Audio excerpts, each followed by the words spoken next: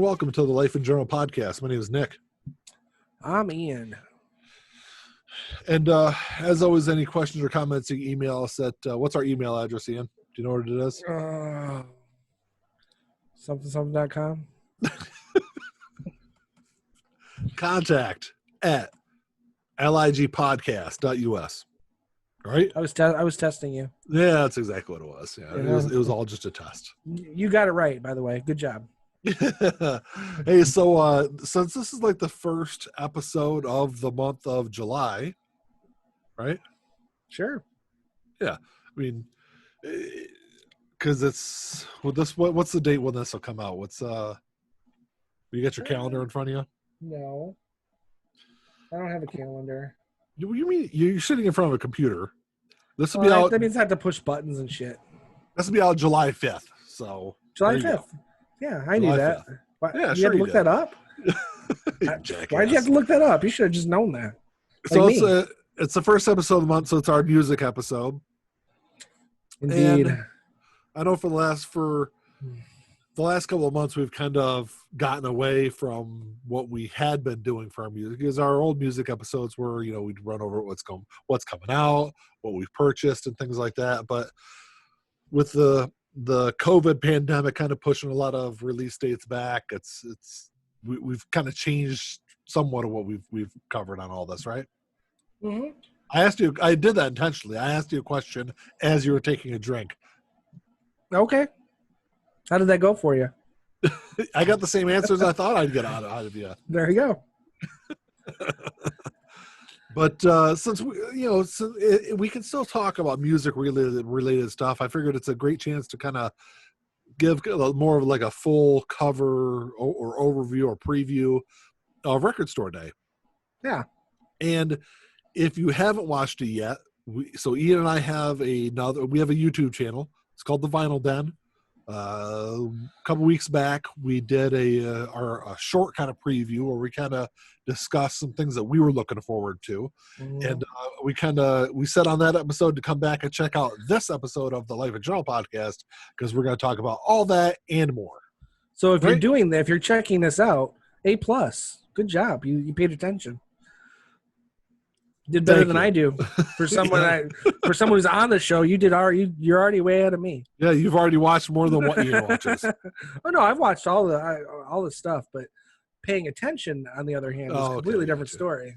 I will say that before we get into the Record Store Day stuff, I want to talk about something I pre-ordered, and so I've been a Real Big Fish fan for a long time, and if you don't know who they are, they were a really popular ska band. Mm-hmm. And they've got an acoustic album that I have on vinyl, and they have a couple of other albums that I've been looking for a long time. Mm-hmm. And I don't know.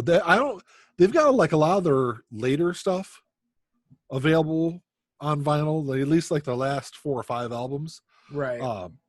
And that's all pretty easy to find, but they're like earlier stuffs you can find it, but it's really expensive. Like, so their first like major release, which was Turn the Radio Off, you could find on Discogs, but that's normally like well over $150, right? Right. So Real Big Fish have finally, they're going to re-release it. I think it comes out next month. Oh, okay. And I was on one of my, because there's a couple of vinyl Facebook groups I'm part of, and someone had mentioned it on there I think it was last week, it was that Real Big Fish had the pre-sale on order on their website. So I was like, sweet, I gotta get this thing. It's a fantastic album. It's one that I've loved for 20 plus years. And I go on their website, and I was fucking shocked that this thing, it's a double LP. I think it's a double LP. It's just the record and a lithograph. And they're selling it's a pre-order on their website for $50 freaking bucks. Wow. And I couldn't believe it. I mean, I was thinking, $40, maybe $42, maybe $44, but $50, Right. it's a lot. Right. Especially for an album straight from the band's website. Yeah. But you know what? Because to buy an older pressing of it, I'm not even talking about original pressing. I'm talking like a 2012 reissue is 3 times that. I mean, I went ahead and pre-ordered it, but I was not happy paying $50 for that damn pre-order. It does seem a little expensive because it's $50 plus shipping and handling on that also. Mm-hmm. Well, plus sales tax and shipping and handling. So, right. I don't know, $60, but whatever. It is what it is. At least I'll finally have it. They do have a couple other albums I would love to get. Hopefully they reissue them. Some of them I'm not sure if I'd pay $50 for, but right. Yeah, I ordered a couple 45s off of Discogs. That I'll probably do a Vinyl Den episode about once I have them. So maybe next week. I don't know. We'll see when they come in, when I get them. So yeah, they were shipped to my dad's house, so I got to go to my dad's house to get them. You gotta go there to get them. So I don't know why they were shipped to my dad's house. I figured it out. I messed up. You know why. But I don't. But see, it's funny. I ordered three of them. I ordered the 245s and an LP. Yeah. All at the same time, all with PayPal, and the 245s went to my dad's. The LP came to my house. So yeah, because there's some shippers that will only ship to the address on your PayPal account. There's other shippers that will only ship from what's on your Discogs account. So it really depends on the shipper. Right. And to be fair, the 245s did come from the UK. Yeah. So, your screen's looking awfully shaky there, man. Well, I don't know what to tell you. It's got Parkinson's disease. Oh my God! Terrible. I'm sorry. It's Michael J. Table. Yeah. No. Marty McTable. No, my desk is. I mean, it's not wobbly, but it's not a big desk. It's a cheap desk, and obviously my camera is, on the desk, and I'm a fidgety person, so I'm constantly moving around and bumping into the table. So no, I get it. It'll just have I just figured I'd harass you about it. Hopefully, anyone who's been watching this knows I'm a fidgety person. I don't. I never really noticed it until just recently, though. Like your screen moving around, but whatever. Yeah. Hopefully, fingers crossed. This will be our last episode of Life in General. Recording it remotely, possibly, yeah. Hopefully. I'm tired of recording on Zoom. Well, what if I'm tired of driving all the way out to your house? Well, how could you be tired of it? You haven't done it in like 5 months. No, since March. March was the last time. 3 months, 3.5 months. Yeah. I don't know. But so back to Record Store Day. Before we got. Oh, is that what we're talking about? Face palm. I'm done. I'm just gonna walk away. Anyway, so Record Store Day. I mean, it was conceived in 2007. There was a group of independent record store owners in Maryland, I think is where it was. It kind of created Record Store Day as a way to celebrate independently owned record stores. And it's been held every year since April. It's been held every April since 2008. And Record Store Day is always the third Saturday in April, unless Easter falls on that weekend. Then if it does, it's moved up a week. Because that's what Record Store Day of last year was 1 week earlier because it was colder than hell. There was the second week in April. So this year was supposed to be the third week. And obviously, with COVID and everything else, that got a little mixed up. It didn't get mixed up; it got delayed. So it was originally delayed till what June 20th, I think it was. Was the original? Yeah. Was the original pushback date? Right. And since then, it's been pushed back again. Now it's going to be broken up over 3 days: 1 day in October, 1 day in August, 1 September, and 1 in October. Right? Is that what I said? Yeah. Yeah, August, September, October. Yeah. And Record Store Day, it provides really a boom in the sales for, at least from the record store owners that I am in vinyl groups with on Facebook have all kind of said the same thing, that they really rely on the Record Store Day sales to really kind of help them really throughout the whole year. Mm-hmm. Well, it's like Black Friday, or Yeah, like a pretty second much. Black Friday for them. Yes. Yeah. And Record Store Day has kind of grown. From 2008, there were approximately 300 stores in the U.S. that participated, and there was only 10 of the like special Record Store Day releases that year. Yeah. And it's now to the point where this year there was over 500 releases that were There's announced. a lot. There's a ton of. There was like 500 and some last year, I want to say too. So it's I know definitely there were a lot grown. last year. What's that? I said I know there were a lot last year too. Yeah. Although there were a lot more that I wanted last year than there is this year. But I don't know. I feel like, I'm just speaking personally, there was a lot more this last year. well, I was going to say I felt like last year there wasn't a lot of stuff that I wanted initially. And like the closer we got to Record Store Day, the more I decided I'd get, or at least were interested in, if I could grab it. But then, Record Store Day annually, it's the largest sales day in the U.S., at least for vinyl records. Right. Yeah.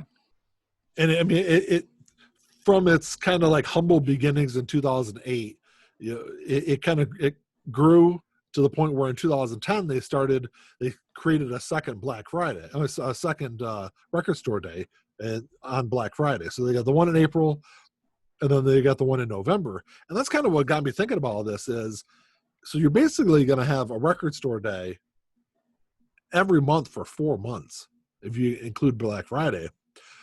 So, and I was wondering, would we have been better off maybe holding on all that and just having one Record Store Day on Black Friday? Because having 4 of them over 4 months, is that kind of watering down what Record Store Day was supposed to be? Possibly, but I think financially it'll just be the same, because it might actually be more beneficial for the stores, because even if they don't, each one doesn't, it's only like 1/3 of or 1/4 of what they would normally get combined. It's all one, but theoretically they could get 35% in August, and 25% in, and then maybe 40% in November with Black Friday. So it could end up being more financially beneficial for the stores. And ultimately, I don't think the fans care, because as long as the titles are there, people are going to come out and buy no matter what. See, that's kind of what I'm getting from some of the groups I'm on Facebook, is a lot of people are like, they can't get every single one of those days off. So there's going to be stuff they're going to be out of. Or B, they don't want to sit in line for 15 hours for 4 months straight, one day for 4 months.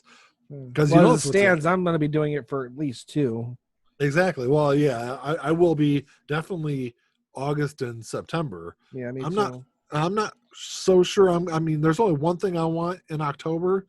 I'm really kind of up in the air on that. So I might not even go for the one in October. But that's what I'm saying, though, is generally on that Record Store Day, there's, even if there wasn't something that I necessarily wanted to get, it seemed like I would go there, and when I'm standing in front of it in person, it's like, yeah, sure, that might be kind of cool to have. Or, hey, that's a limited release and there's only one left. I'm just going to go ahead and grab it.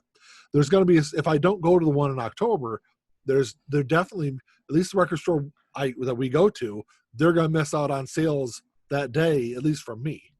And I'm sure I'm not the only person. So that's why I'm wondering if it actually hurts them in the long run, if instead of just holding on to all that stuff, because the main delay for Record Store Day is the shipping end of it, because a lot of those titles come from the UK, and because of the pandemic, shipping was interrupted, at least coming from overseas. So they really couldn't hold on to that June date.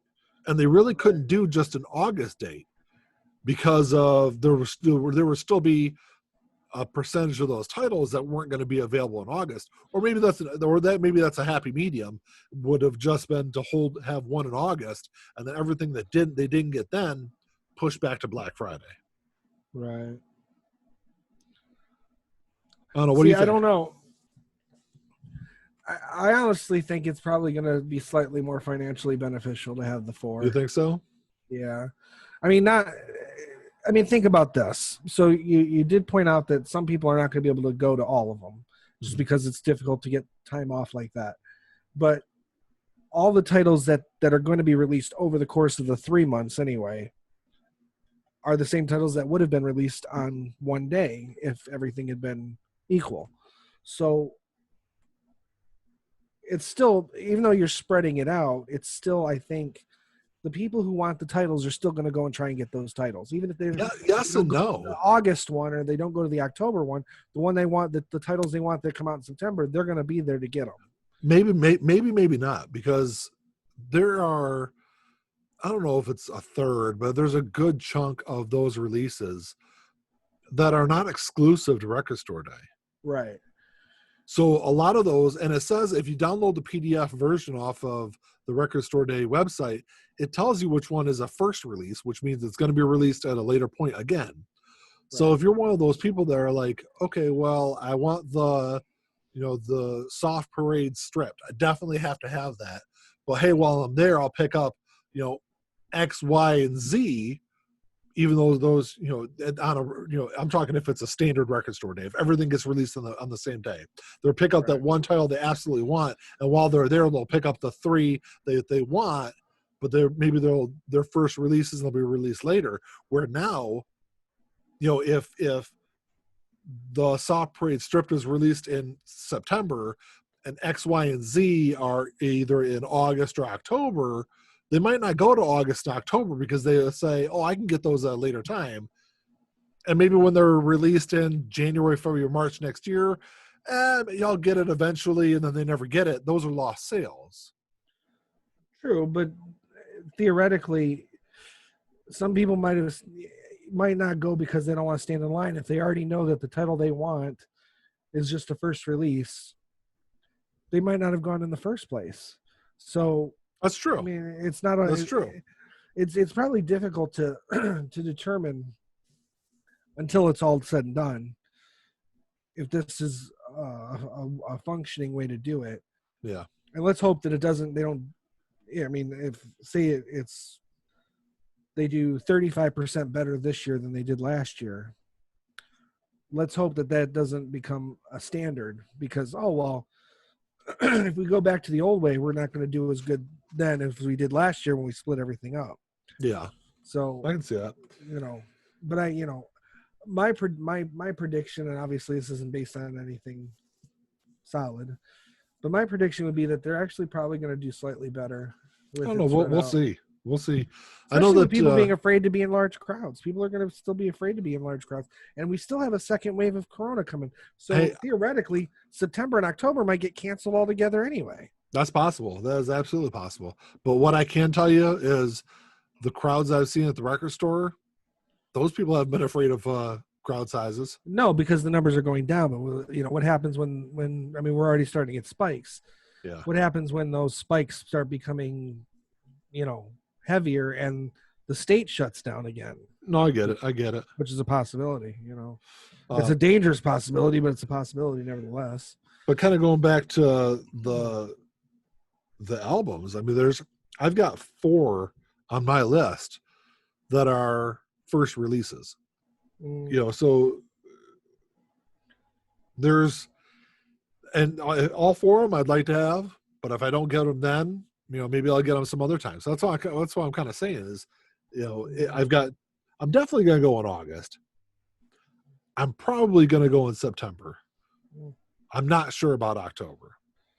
Yeah, I'm not sure about October either. Because in September, there's only one exclusive release that I'd like to get. In September? In September. The other 2 are first releases. So I don't know. Well, I don't know what mine are because I didn't write that down. But the Doorstop Parade and the Charles Mingus album. Yeah. I don't know if, like I said, I don't know if they're first released or not. Those are just two that I know that I want in September. Yeah. And there's really just the one well, here one possibly two in August. We'll run through the whole we'll run down through the whole list real quick. Because there's 3 separate days. So August 29th is the first day. And it's weird. They're all the third Saturdays each month. I'm assuming they did that on purpose. Of course, the thing that kind of sucks is Ian and I are both scheduled to work all 3 of those weekends. So right. we'll see how it plays out. But the August 29th releases that at least I'm looking for. There's Nick Mason's Saucer Full of Secrets, which if you don't know, Nick Mason's the drummer of Pink Floyd. He's actually the only member of Pink Floyd to be on every single Pink Floyd album. But he's got a band. They're releasing a See Emily Play 7-inch. See Emily Play was Pink Floyd's first single that the band released. So his band's releasing a 7-inch. That's an exclusive on the 29th. One that I think you want to get, one that I definitely want to grab is Resident Alien by Space Hog. Actually, I forgot about that one, but yes. So there's 2. That's August? Yeah, that's August. Yeah, so there's 2 in August. But that's an exclusive, so that's something that's not going to get issued again. Possibly 3 in August. Bob Marley, they're releasing my favorite Bob Marley song is Redemption Song. It's a great song, but they're releasing a 12-inch with several different versions of that song on there. I'd like to grab that. It's a first issue, so I'll probably, if I don't get it then, I'll get it some other time. Right. Pink Floyd is releasing Arnold Lane on 7-inch. It's the version that they played at Syd Barrett's funeral in 2007. That's another first issue. So, I mean, obviously I'll try to grab it, but if not, I can get it some other time. One that I know you definitely want to get, and it's on my list also, Stormwatch 2 by Jethro Tull. Yep. Is there something you'd like to say about that? Or? Other than I'll stab someone in the throat to get that album. So they just even if it's you. So they just finally released the Stormwatch, the Steve Wilson remix on vinyl. Beginning of the year, February? It was March.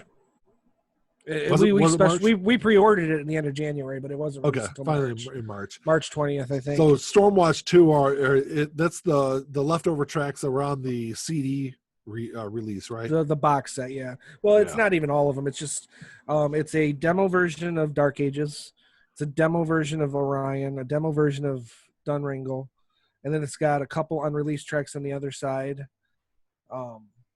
That's really the 2 unreleased tracks are the ones that I want on vinyl because they're not they sat in a box from 1979 till October of 2019 basically,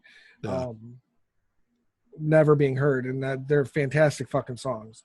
So that's the main reason I want to get is really the side 2 of it, but the demo versions of those first songs are different enough that. And actually, even Orion isn't even that much of a demo. It's a long version of the song. Yeah. What you hear on the studio version is basically the song with all the instrumental stuff taken out. The song on the studio version of the song, the studio release, is like just under 4 minutes. The extended version is 9 minutes. Okay. And it's a whole like middle instrumental thing going on, and it's interesting. I wouldn't say it's better, but it's definitely unique and different from what.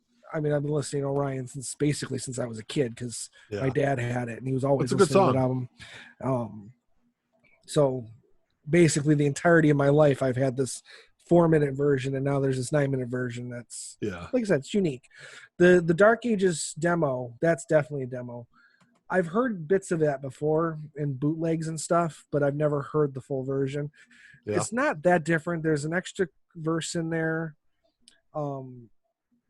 It's obviously because it's a demo. There's a little roughness to it. I don't know what more to say about it. It's unique, and the Dunringle is I actually like the demo version better. I don't know why. There's just a little bit more instrumentation to it because the original version is just basically just acoustic guitar and singing. This has more instruments going on, a little bit of mandolin, a little bit of drums, some flute. So it's I like it. I prefer the demo version over the studio version. Okay. what it's worth. So.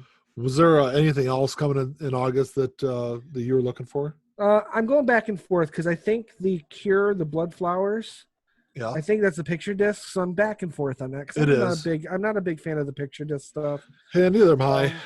So I don't Especially know. when there's a standard version that's available of it. Right, and I'll that's always go towards the standard version, but I mean yeah. I do have maybe 5 or 6 picture discs, but Yeah, and I theoretically I might still pick it up if I see it. I might grab it. Otherwise, I'm not really sure because I don't have any picture discs, so it'd be unique for me to have one at least. yeah. And, I don't know. But that's it, really. Was there anything else you were looking for? It In seems like August, I don't like Green Jelly enough to get a live album. no. So, I don't know. Thelonious Monk's got one coming out. Gorillaz have 2 albums coming out. Yeah. I'm not a huge Gorillaz fan. I prefer the what's the other band? I can't remember the other band that the main guy had. Oh Blur, yeah. Blur. Yeah, Blur. Blur. I like the Blur. I like Blur's music better. So I don't know, but those 3. Well, the 2 and then possibly the 3 in August. But the it one seems is like if I don't get September off, I have to at least get August off. yeah. It seems like August has more. There's a lot more stuff that I think of note coming out. Maybe not stuff I would necessarily grab. I'm not a Black Keys fan, but they're releasing Let's Rock. They're releasing a 45 RPM edition of it. So that should be a pretty. I mean, 12-inch 45s sound really good. First off, well, I've got a couple of them. I think they have a better sound to them. The last Alice Cooper album that came out was 45, and I think Yeah. my Dragon Town by Alice Cooper is a 45 as well. Yeah, I think it is. But the Cure is released in 17 seconds. It's a picture disc. So they've got 2 picture discs actually coming out that day. Def Leppard is releasing their Rock and Roll Hall of Fame concert on vinyl. Okay. Billie Eilish live at Third Man Records is going to come out August. Mm-hmm. You mentioned the 2 Gorillaz albums. Judas Priest is releasing the 40th anniversary limited edition British Steel. I don't know. Judas Priest is a band I'll probably pick up some of their albums. I don't know because I know British Steel would be one that I'd probably want. Depends on how elaborate it is because it's not a band that I want like outtakes and shit of. Yeah. It says more just like the studio stuff. So I'd have to see what else is on it because I don't really need an elaborate package for them. Just a standard studio release is fine. I'm assuming that's probably what it is. It's just the standard release. It's just a probably 40th anniversary packaging. Remastered and all that. Yeah. Remastered. I could go for that. Again, price too. I don't know how much it'll cost. Yeah. But the Motorhead is releasing a 12-inch Ace of Spades, which I don't know. I might grab that. Maybe not. But Motorhead's another band that I'll pick up some of their albums, but I don't need to be a completist for Motorhead. Yeah. Cat Stevens has "But I Might Die Tonight" 7-inch coming out on that day. That's a new recording, a 50th anniversary recording. It is. And then the Who, Odds and Sods, which is actually a really good album. Mm-hmm. That's coming out that day also in August. So there's like quite a few things of note, like I said, coming out. And there's some of those I might pick up, I might not. But right, that's how I feel about it too. It depends on what mood I'm in when I'm there. Once they get my Jethro Tull, everything else, Jethro Tull and Space Hog for sure. Yeah. Once I get those, then I can just kind of wander and see if there's something that catches my eye. Because like last year, really, I went for one title, and I ended up walking out with 4 or 5. Well, 2, I guess, last year. Yeah. And I walked out with 4 or 5 titles. So. Yeah, I know that there's 6 that I want to grab. Well, hopefully I get all 6 of them. Or just in August? Just in August. Oh, okay. Which I only have. I'll be happy to get the 2. Yeah, there's 3 in September and 1 in October. So definitely August is probably the main. If there's only one day I can go to, it's definitely going to be August. Right. Me too. Yeah. So what's coming out in September? So September 26th. Too that I want, but yeah, September 26th. The Doors Soft Parade Stripped. Which, if you don't know what that is, the Soft Parade, it's a fantastic album. It's one of my favorite Doors albums. And if you haven't heard the album before, there's a lot of strings, orchestration. Orchestration in the album. So they actually stripped all that out, and that's just the band doing those songs. Be curious to hear what it sounds like. Yeah, I'm sure because it's going to sound Right. completely different. Right. So that's one that I definitely want to grab, and that's an Was that a? exclusive. Oh, I was just gonna ask. Yeah, I was just gonna ask if that was exclusive. Yeah. So I probably have to go on in September as well, then, because I really want that one as well. Yeah, I think that's gonna be a really great one to grab. Roger Waters, The Wall, Berlin. I think it's from 1990, 1991, early 90s for sure. That's one that's a first release I'd love to grab. And then there's a British singer, Ellie Goulding. She's got a 10th anniversary album coming out that I'd like to grab. But neither one of those are anything I'm like absolutely dying to grab. Right. But I'll get them if they're there.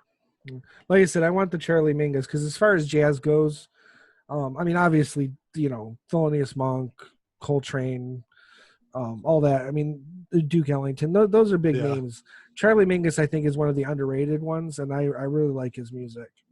Because you don't hear about him. Yeah. But I'd put him in that upper echelon of jazz artists. So it's funny you mentioned that.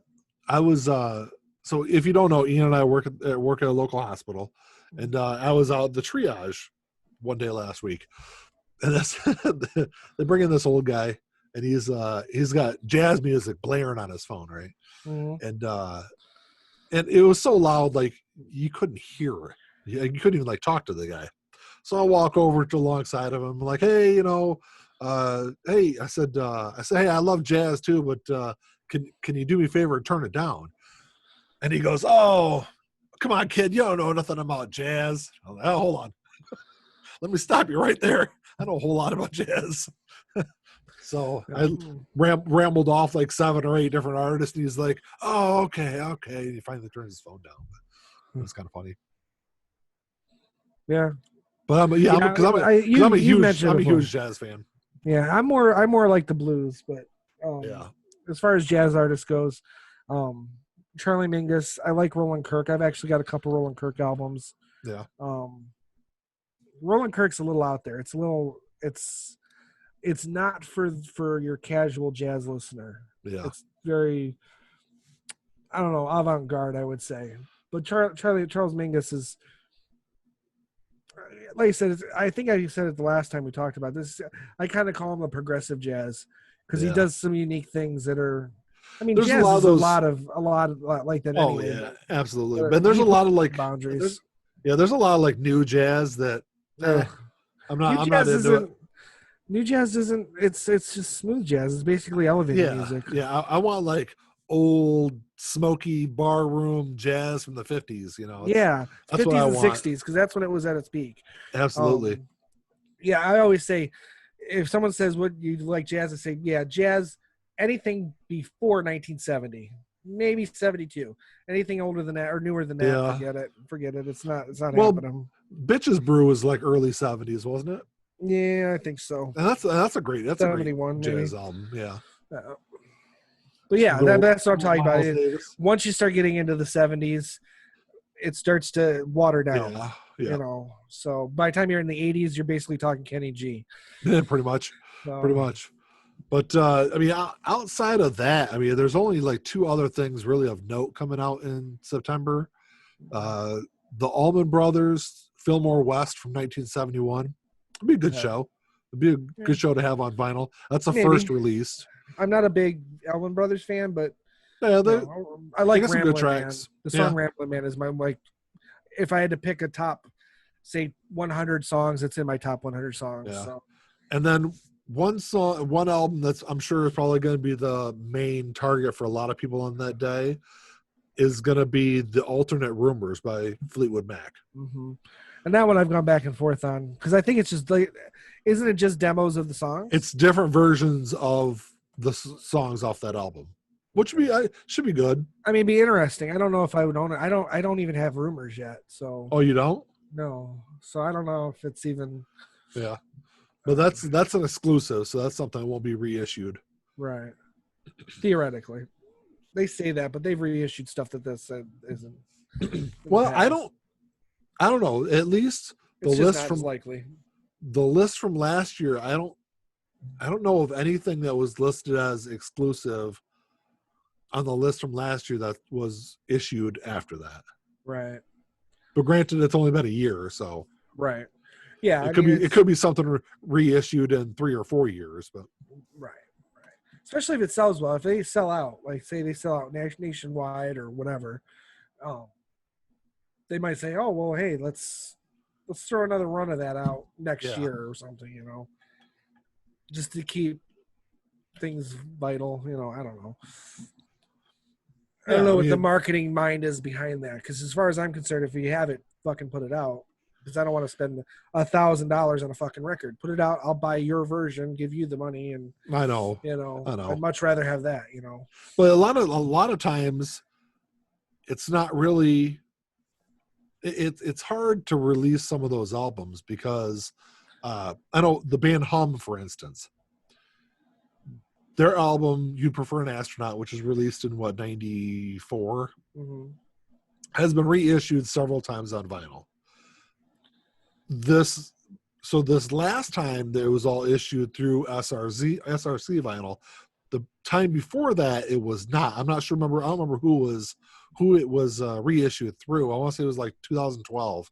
But the last reissue was done before that. And I was reading an article that the band kind of fought that release because the band received nothing from that release. Wow. Yeah. Okay. So I'm sure that there's a lot of instances where the band would like to reissue something and the record company says, you know what, there's not enough money in it for us to do it. Right. Or the record company wants to reissue something just to make money off of it. And because of one reason or another, the band fights it. Yeah. Because the band, because if I was the musician and I had released an album and then it was being issued again later down, 15, 20 years later, and I wasn't making any money off of it, I'd be pissed about it too. Oh, absolutely. It's your work. It's your intellectual property. It's not your, but I mean, they may not own it. See, that's the whole catch about a lot of, music from the past 30 plus years is a lot of the early work. If you're a band, a lot of times you've spent, at least 3 to 4 years before you make that first album, coming up with creating songs, fine-tuning those songs, and then you, for lack of a better phrase, blow your wad on that first album, and you put all your great songs, everything you've created over that 4 or 5 year span, you put it on that first album, and it sells through the frickin' roof.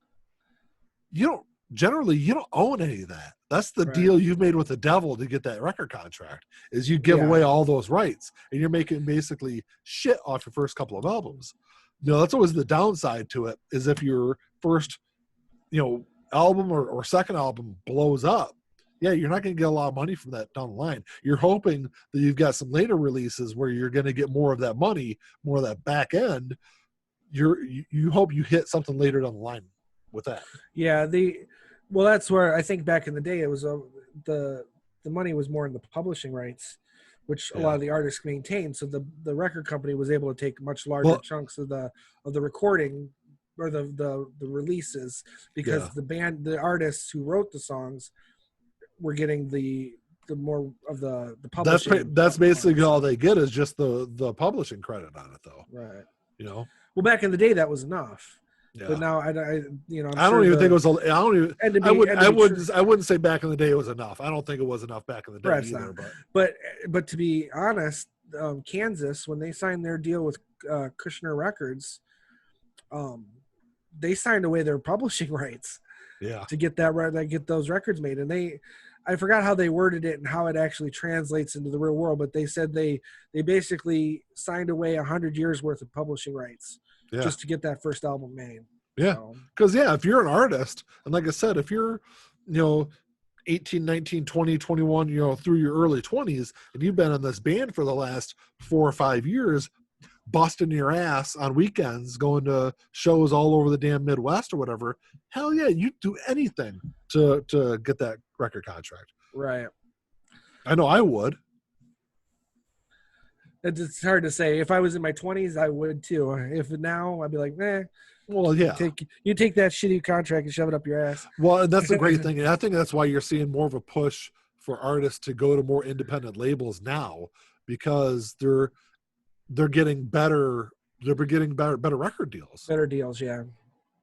Because really, if you're you can be a talented musician and have basically the setup that I have that I'm recording on right now, and you can record a pretty good album off of it, sound wise, and put it out yourself. You can release it yourself. You can do, there's SoundCloud and all sorts of different things you can go through to. You can even get your own stuff pressed on vinyl, absolutely, and CD, and everything else. But not only is it easier to release your music independently, it's a lot easier to promote your music independently now also. So, right. Well, with social media and everything else. Yeah, absolutely. Yeah, absolutely. Yeah.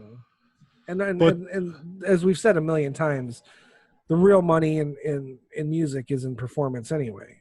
That's where, the record companies, the record companies have, over the last last 10 years, have really been trying to cut into that, which is why ticket prices have gone up so much. Yeah, but $300 for a show. Yeah, as a rule, though, that's where the artists are making their money, typically.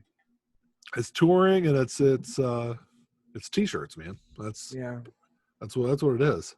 That's where the money is. Yepper. But the last record store day is going to be October 24th. Well, of the 3, not including Black Friday. Right. So October 24th, there's only one thing. What do you have coming out that day that you're? There really isn't much, because I don't really think I want to get that Alice Cooper live in 81. 82.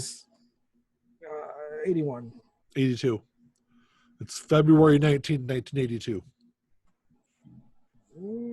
I wrote 81 down, and I wouldn't have. I don't know. But anyway, it's live. It's live at the Apollo Theater. February 19. I'm looking at it on the screen right there. February 19, 1982. Okay. Well, anyway, live 82 then. Because I'm not with Alice Cooper. It's not about live performance. Yeah. It's about performance. It's the show. It's all of it combined. If you can't see it, it's not really worth it, because musically, it's not really going to be it's not going to be the same quality as what you get on a studio version anyway. You go to an Alice Cooper show to see Alice Cooper show. You don't go to hear the show. You know what I mean? That $1 Billion Babies live that I got last year is fucking phenomenal, though. But I know that 1982, that's in a different period in Alice Cooper's life, musically and personally. Also, that $1 Billion Babies one is the original Alice Cooper band. Very different dynamics. It is, absolutely. You had the theatrics, but they were focused more on the music than the theatrics, which is why they split in the first place. Yeah. Once 75 came and Alice Cooper went solo with Welcome to My Nightmare, the focus live became the show. The show. The theatrics, all that stuff. It became the whole package. Right. The original Alice Cooper band, musically, is nothing like Alice Cooper post the band, because they were doing some weird stuff, some very unique musician stuff back then, and they just Alice, when he went solo, it became more of a theatrical thing. But I'm sure I'm in the minority when I say that I actually prefer the band more so than his solo stuff, but I'm sure I'm in the minority. I look at them two different ways, because there's definitely an evolution for Alice solo as well, but because it still boils down to good songs. If you got good songs, you got a good record, and he's got the good songs. But there was a musicianship present in the early stuff that is not present later on. No. So, I just see them as two separate entities almost. Yeah. There's the Alice Cooper band, and then there's Alice Cooper solo. Alice Cooper, yeah. No, that makes sense. But I think you were going to point out that in 81, 82 was at the peak of Alice Cooper's cocaine days. Yeah. He was bone thin because he wasn't eating. He was just snorting cocaine all the time.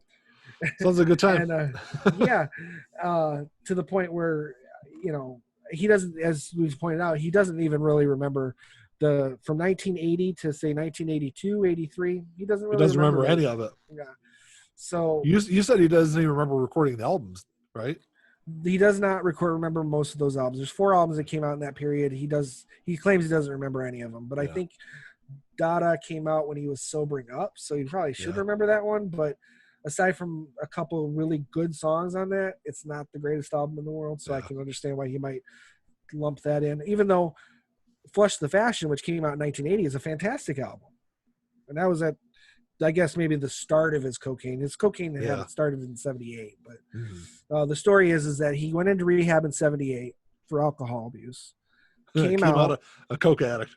Well, no, he came out and started recording from the inside, which is, kind of a what conceptual. That's all about.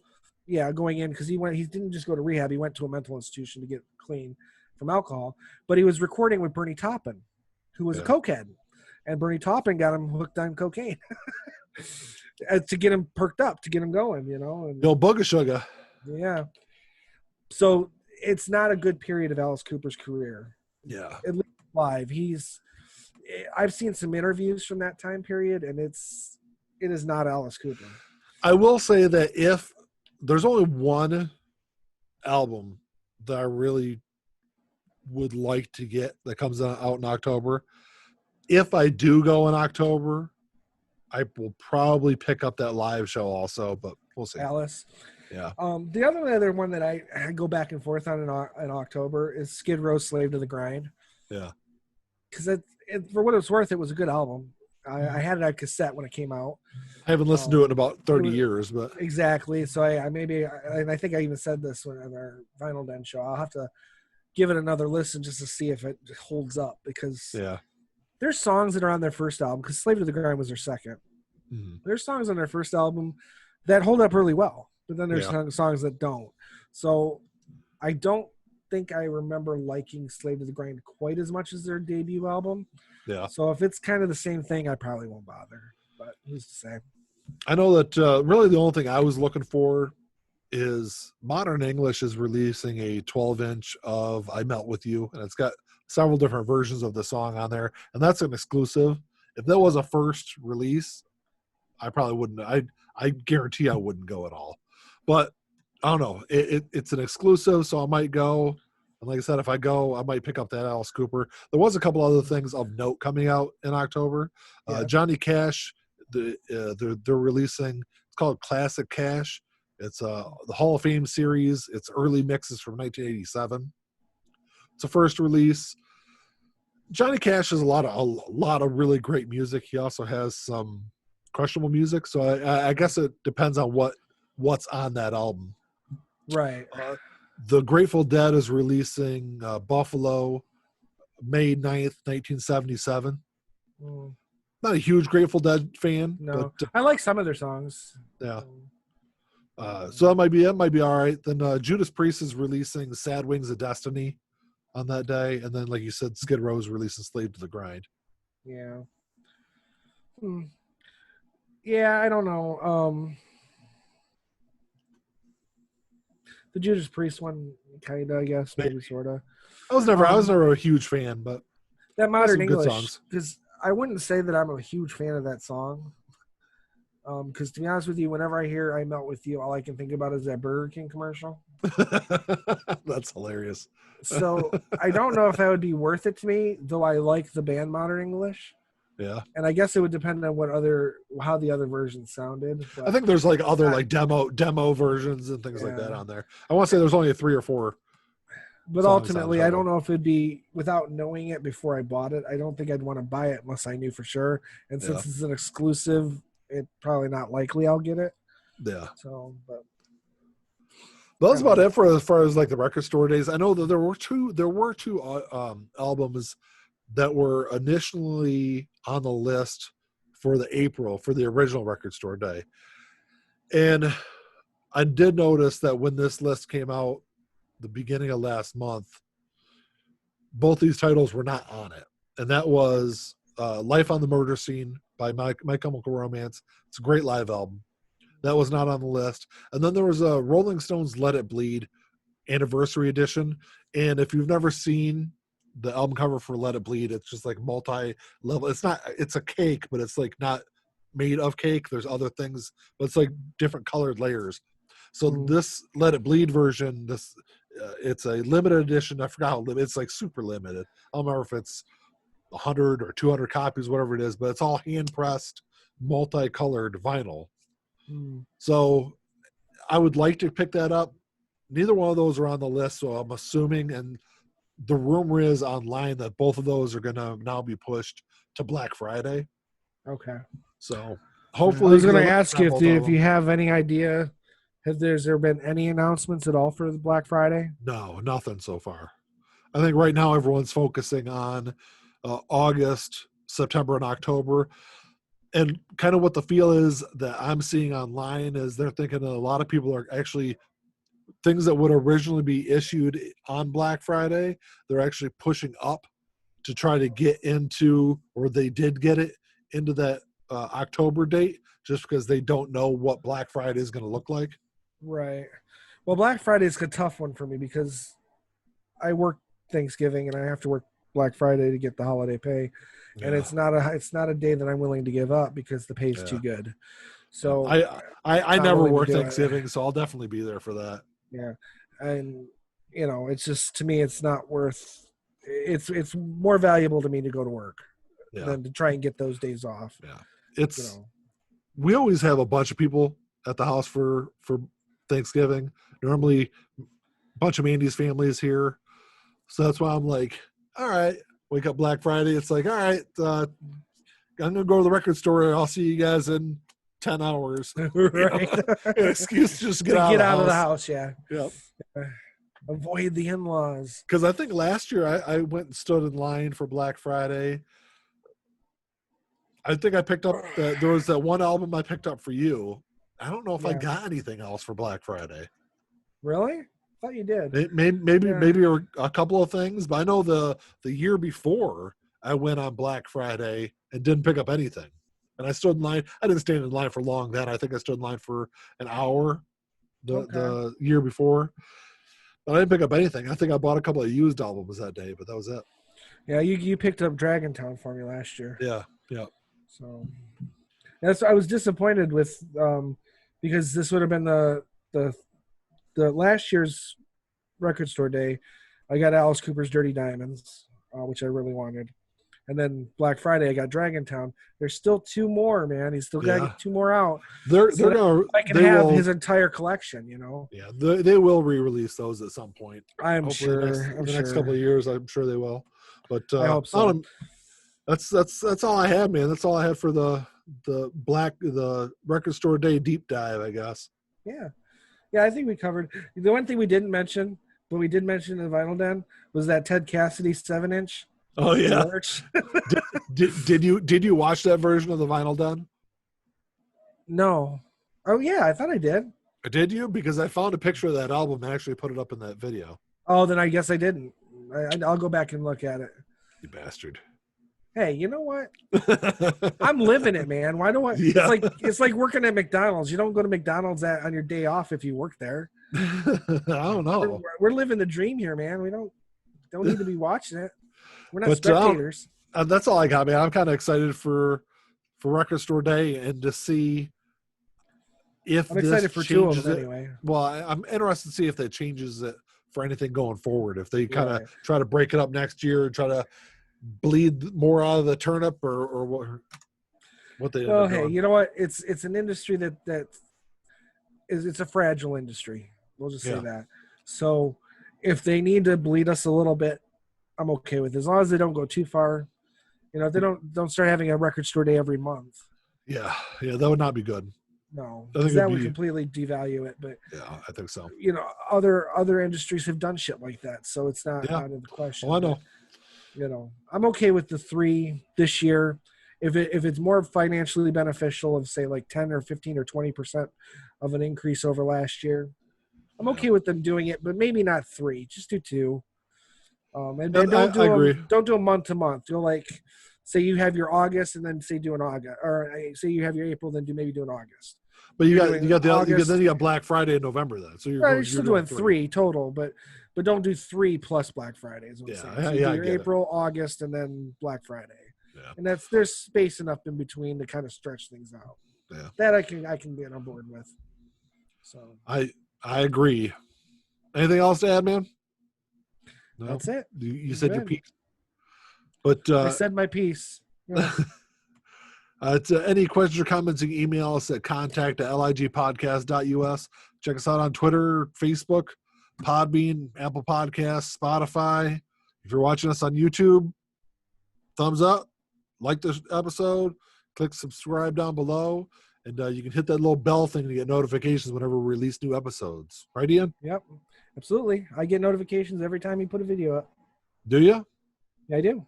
I subscribe and I get them on my phone. I get them on my laptop. Well, do me a favor. When you get that little email or notification saying you received an episode, watch the damn thing. Hey, apparently there's only 2 episodes I haven't watched, so shut the fuck up. All right. Well, until next time. Of the Vinyl Den, anyway. There's probably more than that. At least I haven't watched, but the problem is if I watch it, chances are 9 times out of 10 I'm gonna fall asleep watching it. It's nothing to do with the video. It's just that's what I do when I go to bed. I turn on YouTube and put something on. That makes sense. So, all right, man. Until next time. Talk to y'all later. Peace.